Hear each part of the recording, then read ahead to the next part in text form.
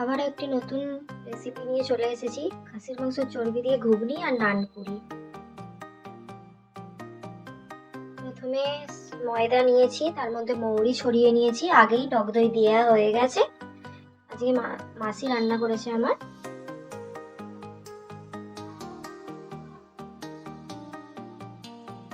এই যে গরম জল দিয়ে দিলাম, অবশ্যই গরম জল ইউজ করবেন আপনারাও।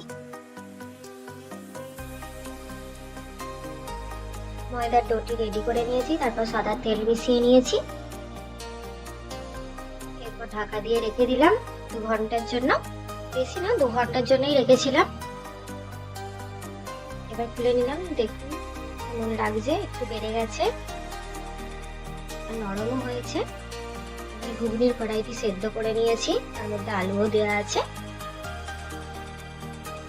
ঘুগনির জন্য পেঁয়াজ কুচি, ধনেপাতা কুচি, টমেটো কুচি আর কাঁচা লঙ্কা চিড়ে নিয়েছি। এবার খাসির মাংসের চর্বিটা আগেই ভেজে রেখে দিয়েছিলাম নুন হলুদ মাখিয়ে।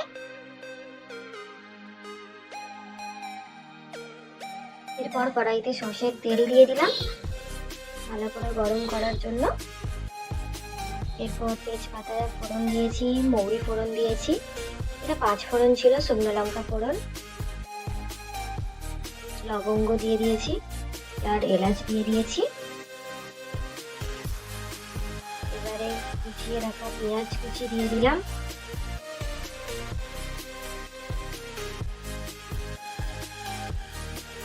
এরপর চিড়ে রাখা কাঁচা লঙ্কা দিয়ে দিলাম। আপনারা কারি পাতাও দিতে পারেন তেজপাতার বদলে, আমরা বাঙালি তো তাই তেজপাতা দিয়েছি। এবার ভালো করে নেড়ে নিলাম, লবণ দিয়ে দিলাম পরিমাণ মতো। দেখুন এবার আদা রসুন বাটা দিয়ে দিয়েছি।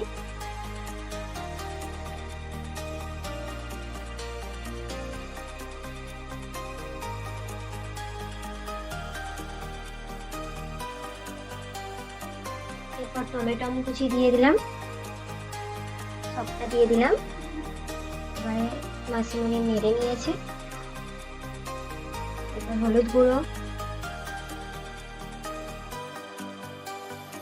আপনারা চাইলে বাটা হলুদও ইউজ করতে পারেন। এটা সামান্য একটু লঙ্কা গুঁড়ো দিলাম। দেখুন তেল ছেড়ে এসে গেছে। এবার চর্বিটা দিয়ে দিলাম, যেহেতু চর্বির ঘুগনি এটা খাসির মাংসের চর্বি ছিল। এবার ঢাকা দিয়ে দিলাম কিছুক্ষণের জন্য, জাস্ট কিছুক্ষণের জন্য, তেলটা ছেড়ে যাবে বলে। দেখুন এরকম লাগবে ঢাকা খোলার পর।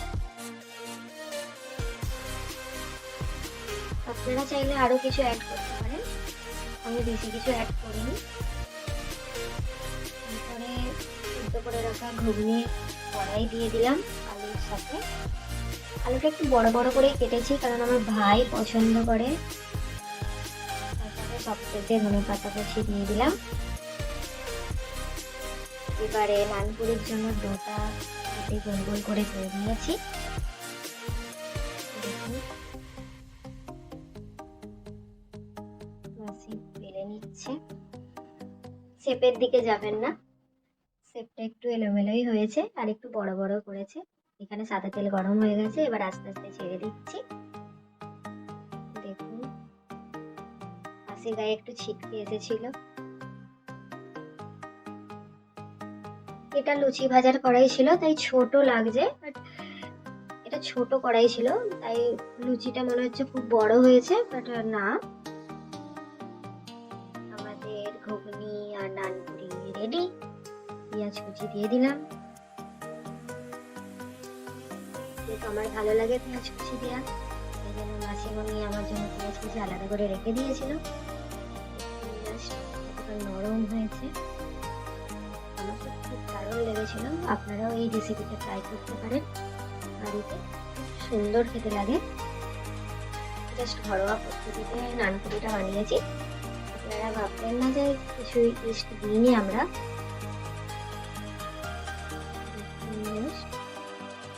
নরম কতটা হয়েছে কড়াইগুলো।